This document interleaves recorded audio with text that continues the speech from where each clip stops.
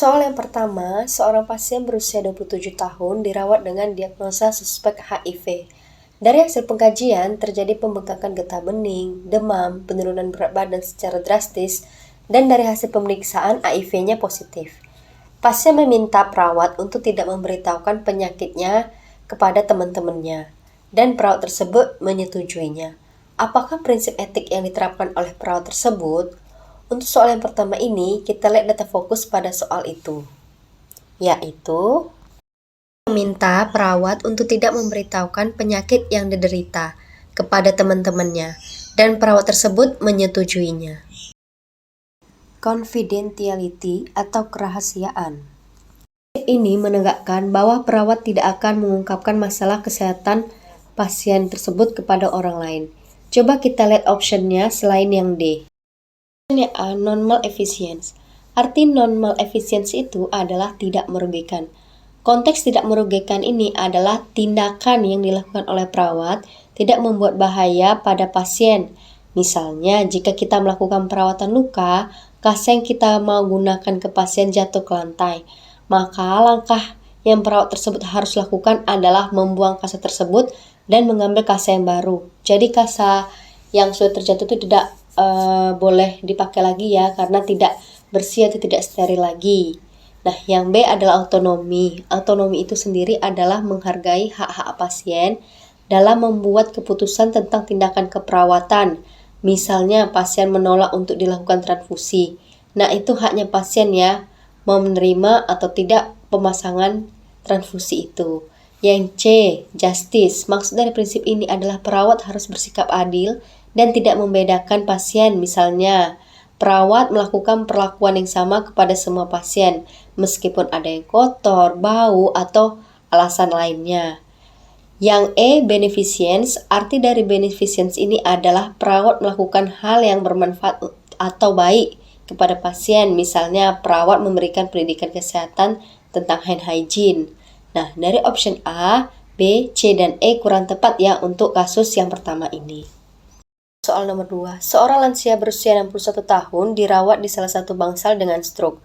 Dari hasil pengkajian seorang perawat, kaki kiri pasien sulit untuk digerakkan, kekuatan ototnya 2. Kemudian, perawat itu melakukan latihan rompasif pada kaki kiri pasien. Apakah prinsip etik yang diterapkan oleh perawat? Di sini sudah pasti ya, jawabannya adalah B. Beneficence atau berbuat baik. Di mana bisa kita lihat pada soal perawat melakukan latihan rompasif pada kaki kiri pasien. Kita tahu tujuan rompasif ini untuk menjaga kelenturan otot-otot dan bersendian dengan menggerakkan otot. Nah, tindakan perawat ini sangat baik ya, mau melatih kelenturan otot-otot pada kaki pasien. Berarti sudah pasti ya jawabannya adalah B. Beneficence. Soal nomor 3, seorang laki-laki usia 30 tahun dirawat di ruang bedah dengan keluhan fraktur humerus sejak 4 hari yang lalu. Pasien tampak lemah dan sulit menggerakkan tangannya. Tekanan darah 120/80 mm air raksa, nadi 68 kali per menit. Perawat merencanakan akan melakukan rompasif dan telah melakukan kontrak kunjungan dengan pasien.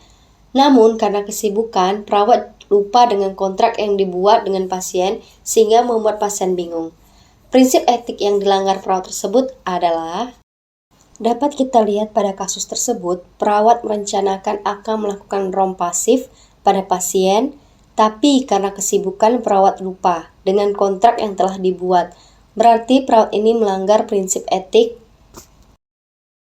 di mana maksud dari fidelity itu adalah perawat menghargai janji dan komitmen kepada pasien. Di konteks soal, perawat itu lupa sehingga membuat pasien itu bingung. Seharusnya kalau perawat itu sedang sibuk komunikasi dengan pasien sebelumnya, kalau tindakan romnya diundur, biar pasiennya tidak bingung. Walaupun hal itu sudah terjadi, misalnya hal itu sudah terjadi nih, nah perawat itu harus minta maaf, karena ini bukan dari kesalahan pasien, melainkan dari kesalahan perawat tersebut. Soal nomor 4, seorang lansia usia 68 tahun dirawat di panti jompo. Berdasarkan hasil pengkajian, pasien mengalami kelemahan pada kedua kakinya dan tampak lemas. Pasien meminta tolong pada perawat untuk membantunya ke kamar mandi. Tapi perawat tersebut menolak karena mau membantu pasien yang lain.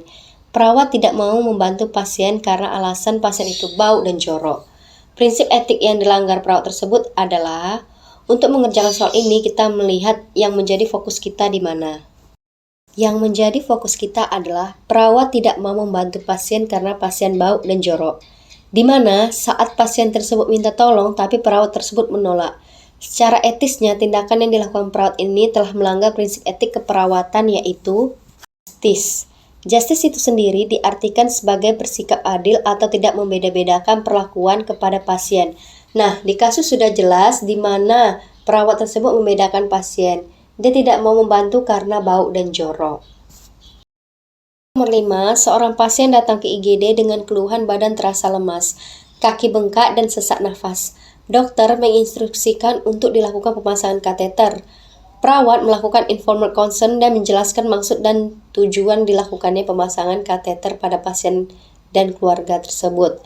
Prinsip etik apakah yang diterapkan perawat tersebut? Soal nomor 5, jawabannya bisa dijawab di kolom komentar ya Sobat Cahaya semua. Sampai jumpa di video selanjutnya.